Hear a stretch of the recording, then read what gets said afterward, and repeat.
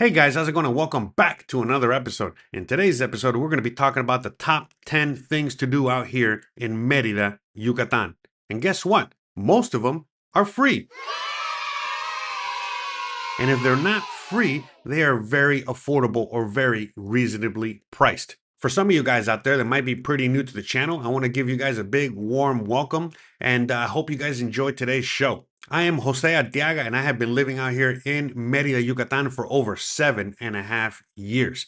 And I have experienced just about everything there is to experience out here in this amazing and wonderful part of Mexico.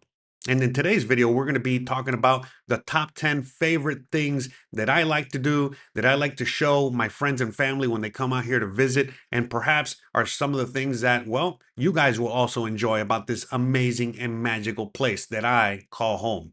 So let's just start off with one of my favorite places out here in Merida, Yucatan, and that is Paseo Montejo.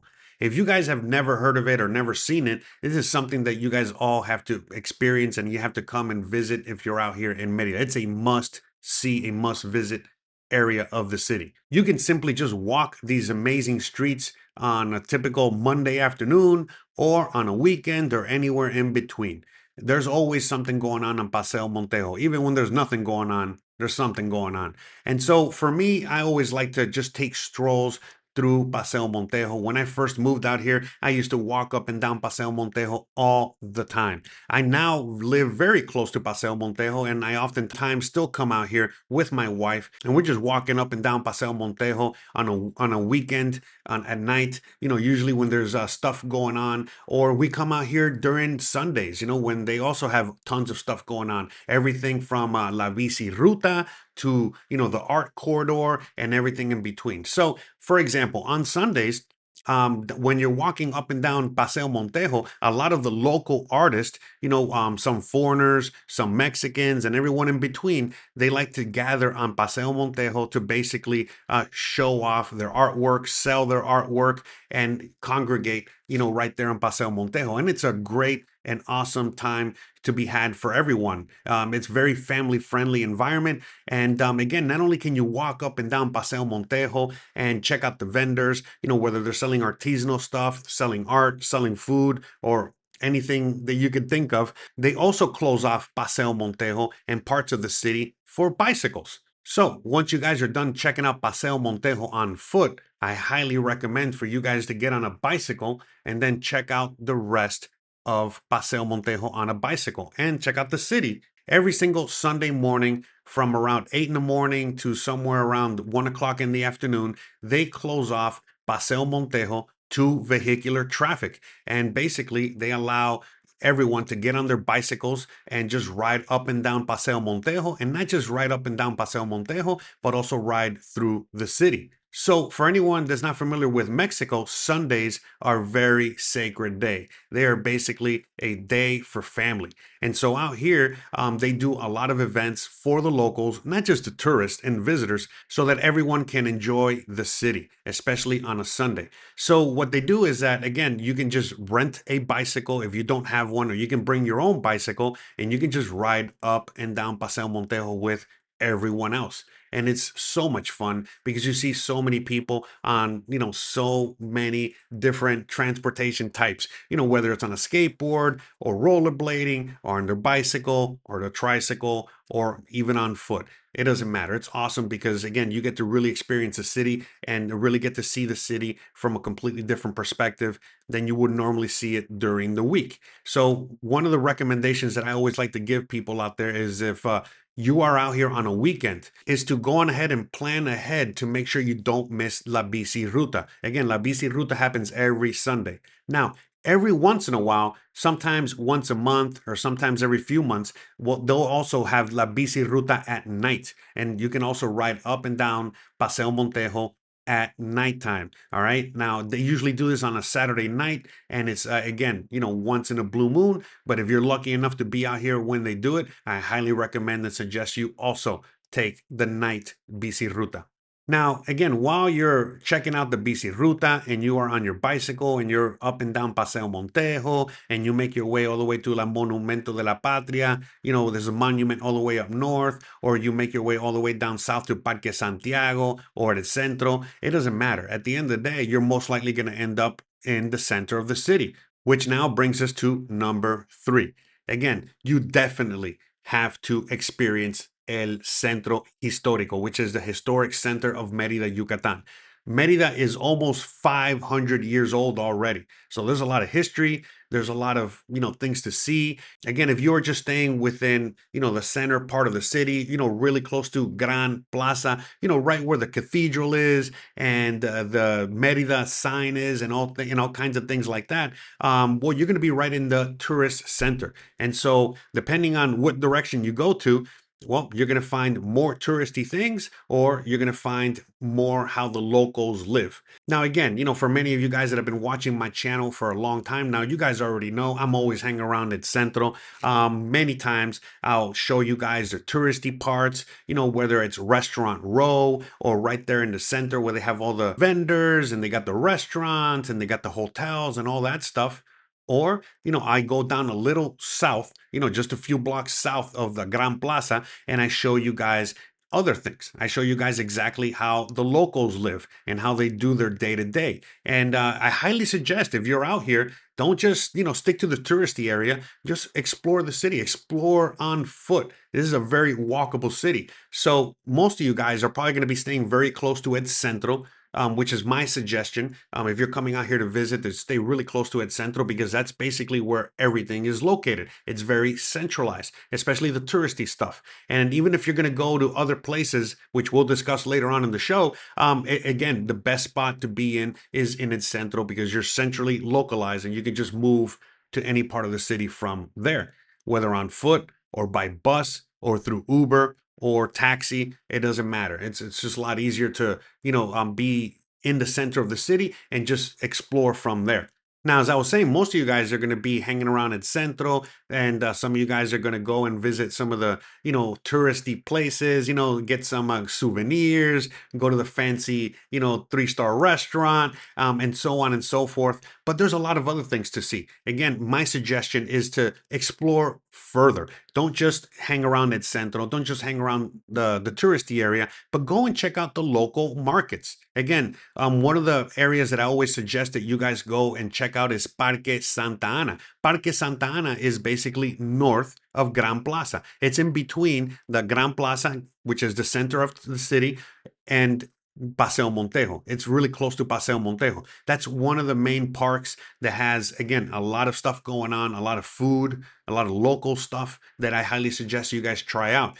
Again, if you guys are even more adventurous, then I highly suggest you guys go check out El Mercado Lucas de Galvez, which is the main central market that most of the locals, most of the people that live out here go visit and shop there on a regular basis. Like me and my wife, we go to Mercado de Galvez all the time, and that's where we shop for a lot of stuff for the house. But again, if you're out here, you're visiting, you're touristy, you're probably not going to go out to El Mercado to go buy, onions and apples and avocados. But it's really nice to explore and to see what's there so that, again, in case you do come out here to live one day, well, then guess what? You know exactly how things are laid out and how things look like, and you can go and visit the market at your leisure. But regardless, even if you're just visiting, it's always awesome to check out the markets in all the city, especially the main central market, because they have a lot of food stalls. They're going to have a lot of things that you've probably never seen before. They have a lot of friendly people. And it's just, again, something that, well, you're probably never going to experience back home in the USA or Canada where you're from. So please, if you're out here, dive deeper and just go to the local markets and go to the, again, hang around downtown, just hang around a lot of the areas where the locals hang out and just explore. You will be pleasantly surprised by all the things that you're going to find, see, and be able to do out here in El Centro. Now, another thing that you have to do while you're out here in Merida, Yucatan, and you are in El Centro is that you have to check out all the events that are constantly happening out here on a day-to-day basis, week-to-week basis, month-to-month basis, holiday-to-holiday basis, and so on and so forth. So on a weekly basis, they have tons of events for tourists and visitors in El Centro. You can just simply ask your hotel, go online. There are tons of resources out there so you guys can find out exactly what the schedules are for all these events and so on and so forth. But again, outside of any holidays or outside of any special celebrations, there's always something going on. In fact, about 3 to 4 times a week, they have special events that happen in El Centro. One of the events that they do is at nighttime, like 2 or 3 times a week, they light up the cathedral and they have like a light show. They also have, all kinds of locals come out and they do their typical dance. They also close off certain parks in El Centro, and basically they got bands that play, and you can dance. With the locals, or you can dance with your loved ones, or what have you. During certain parts of the year, they have also certain other events.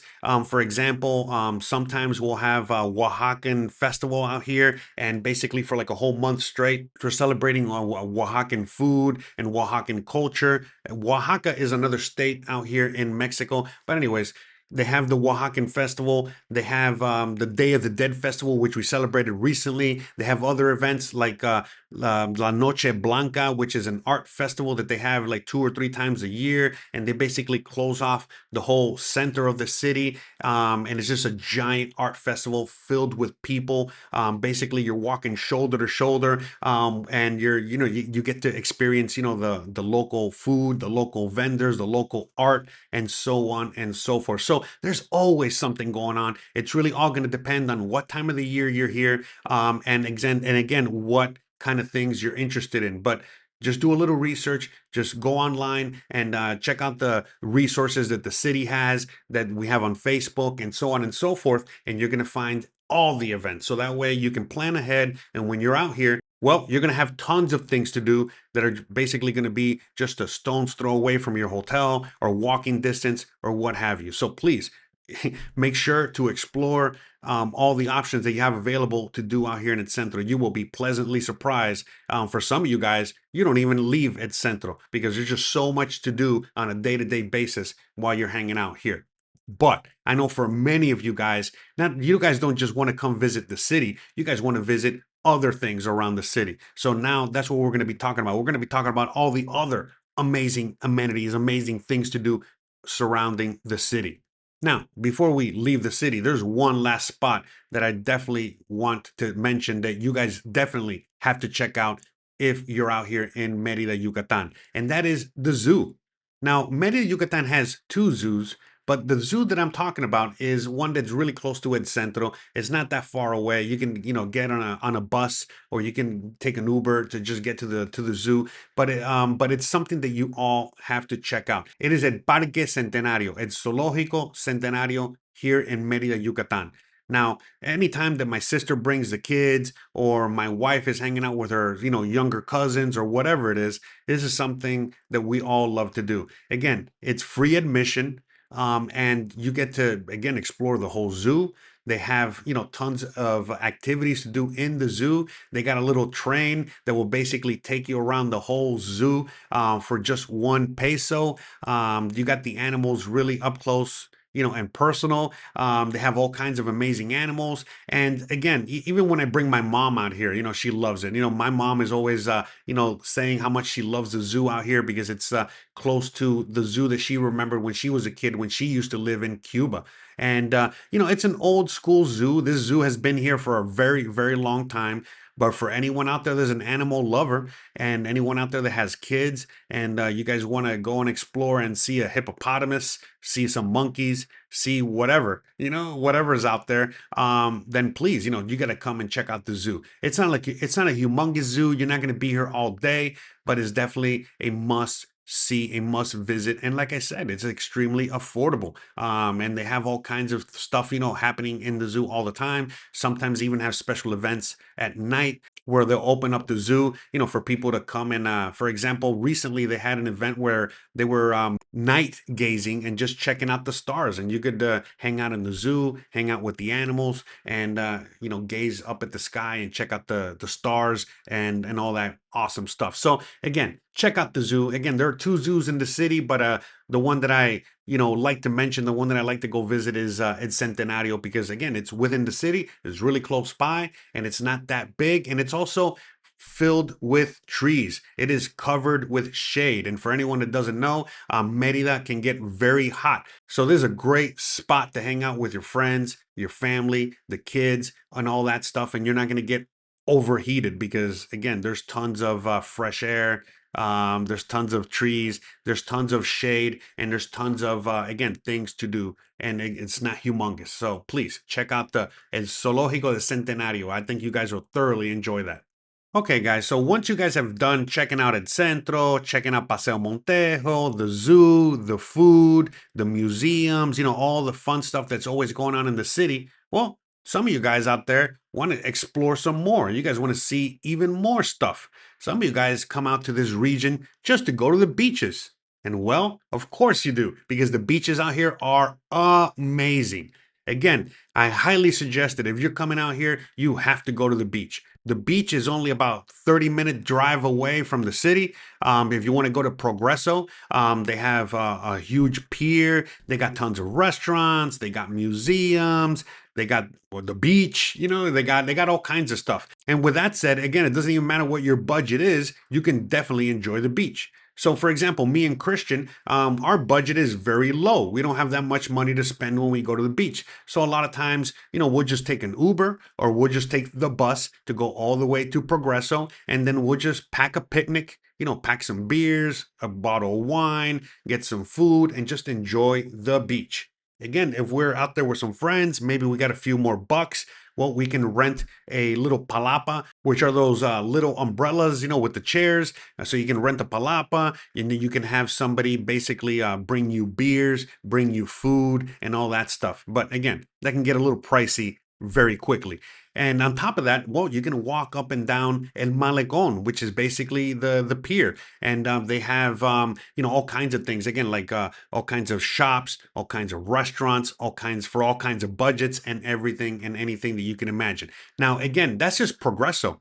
Now, for some of you guys out there, you might not enjoy Progreso because there just might be too much action going on. Again, they got cruise ships, they got restaurants on the beach, they got all kinds of stuff going on all the time. And for some people, well, that's awesome. That's great. You guys enjoy, having a crowd and having all kinds of stuff going on around you all the time. But some of you guys might want a more quiet beach experience. And well, guess what? You guys are in luck. Yucatan has a lot of beach. There's a lot of coastline that you guys can just, again, if you rent a car or you can get somebody to drive you out there or whatever it is, there are tons of places where you can basically just enjoy the beach in peace and quiet. Many times, in fact, I prefer to go to the more quiet areas of the beach. Sometimes we'll go with friends, we'll camp on the beach. We'll get to like little areas where they're very secluded and so on and so forth. But again, if you guys just look at the map, it's a huge coastline and there's tons of spots for you to go and enjoy the beach. No matter what you're into. If you're into fishing, you can fish. If you're into, just leisure activities, you can do that. If you just want to enjoy the beach, all alone, you can do that. There's tons of things. You can rent a house on the beach. There are hotels. There are all kinds of stuff. It's a completely different lifestyle out there on the beach. But at the very least, if you're just coming out here traveling, if you're just coming out here as a tourist, you got to at least go to the beach, dip your toes in the sand, in the water, and get some fried fish, maybe get some cold beers, and enjoy what we have here in abundance. Now, I totally understand. There's a lot of you guys out there that might not like the beaches. You might not like, having the sun, on top of you all day long. You guys might not like the salty water or the sand. I totally understand. I totally get it. Maybe some of you guys are more used to fresh water locations, watering holes and stuff like that. Well, guess what? Out here, we have these things called cenotes, which again, these are must visit locations. Again, if you're coming out here to the Yucatan, you have to go see a cenote. And what are these cenotes? Well, again, these are underground watering holes. For some of you guys that don't know the full history, but a very, very long time ago, a giant meteor or asteroid hit the Earth. And in fact, it hit here in the Yucatan, and that meteor was the one that basically that it made all the dinosaurs extinct. All right, and when that happened, well, it all of a sudden it impacted the ground and it created a bunch of underground watering holes. And so there are all these cenotes all over the Yucatan Peninsula. As far as Tulum, as far as Campeche, but all over the region, they got these underground watering holes. And for a lot of people, well, this is what they enjoy about coming out here. They enjoy going deep into the jungle. They enjoy going to visit a village or some ruins, or again, some pyramids or whatever it is. And while they're out there, they go enjoy the cenotes. Again, not everybody loves the beach. Other people prefer cenotes. It all depends on what you're into. The thing about the cenotes is that, again, there are hundreds, thousands of these places. Some of them, are have been discovered, and they have like a whole ecosystem around them. Some of these cenotes, well, they're just in someone's backyard, and you have to kind of like go out there into the jungle and explore them and find them and go into these cenotes. But long story short, what I was trying to say is that the fact that all these cenotes are completely different. They're all have their own mystique. They all got their own, thing, magical presence or what have you. Again, some of them are deep underground. Some of them are in caves. Some of them are exposed to the sun. They have all kinds of cenotes. But either way, it is something that you guys have to come and check out. In fact, there are certain villages and certain places out there like Homun where you can go to that village and then basically hire somebody to take you around to all the different cenotes in the area of that little village. That's how many there are, and how many there are spread out throughout the whole region. So again, if you're out here, I highly suggest that you guys check out the cenotes. Now, perhaps visiting the beach or visiting cenotes might not be your cup of tea. You might be more interested in visiting some of the archaeological sites out here, visiting some of the pyramids, checking out some of the ruins out here. Well, guess what? You're in luck. In fact, for a lot of people that come to this region, that come to Merida, Yucatan specifically, that's the reason they come out here. A lot of people out there that visit this region, the reason they come out here is just to visit these archaeological sites, which are, again, just as plentiful and just as many as the cenotes. There are so many that they're constantly uncovering new archaeological sites, new pyramids, new history, all that stuff. So for a lot of you guys out there, well, that's what you're interested in. And you're interested in just going to explore, these areas. Now, I totally understand, for the casual explorer out there, the casual tourist, you might just go to Chichen Itza and call it a day, and that's it.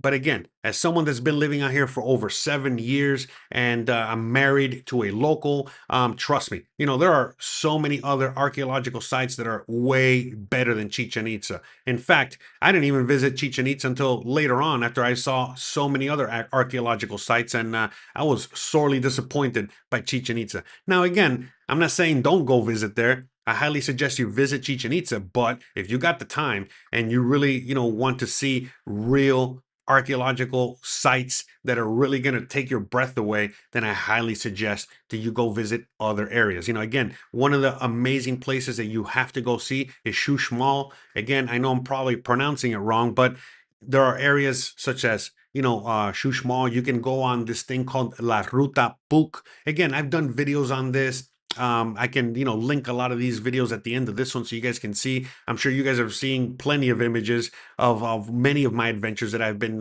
taking out here and all the time that I've lived out here. But again, there's tons of Mayan ruins. I just mentioned a few right there, but there are so many.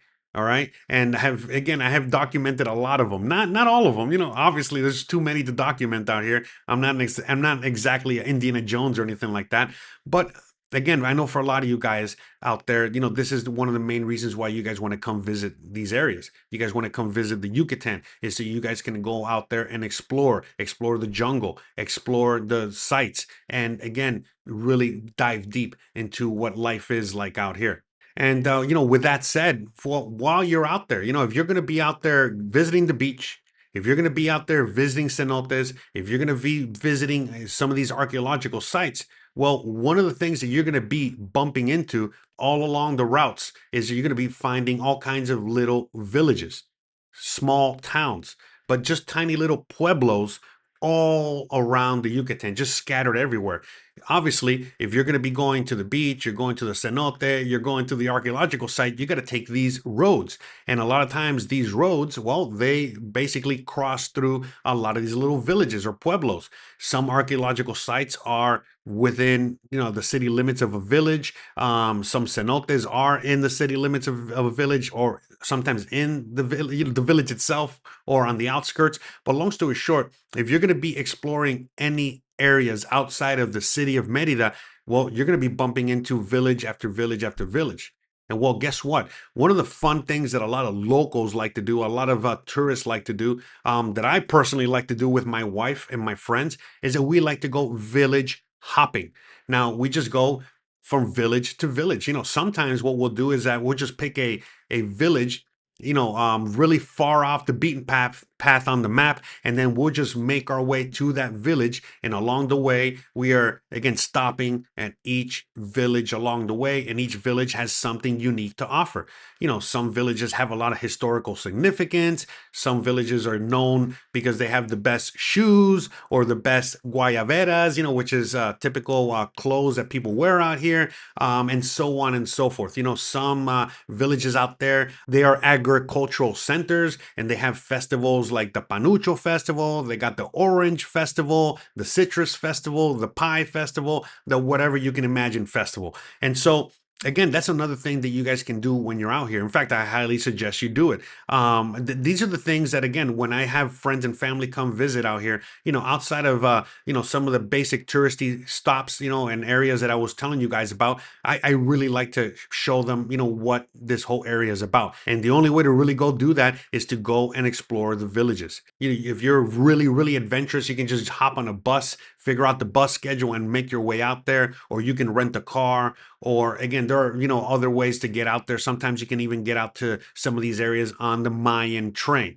But for most people, the best way to really explore the villages is in a car. So some of you guys already own a car. You might be living out here. If you're traveling, you're going to rent a car. But on top of that, you can also hire a driver. All right. And sometimes hiring a driver to basically take you to all these spots might cost around the same or just a little bit more, or sometimes even more affordable than renting a car. So again, look into that when you're coming out here and you want to do a lot of exploring. If you want to go to the beach, if you want to go to the cenotes, if you want to go to the archaeological sites, if you want to visit the villages, if you want to do a lot of this stuff, I highly suggest that, again, you either rent a car or you hire yourself a driver. And again, if you've never been out here and maybe your Spanish might be a little lacking, maybe your best bet would be to hire a driver, because, well, obviously the driver is a local, speaks the language, and they'll be able to not only show you and take you to the places that you want to go, but again, if you ask them, you talk to them, they might be able to take you to certain places that are off the beaten path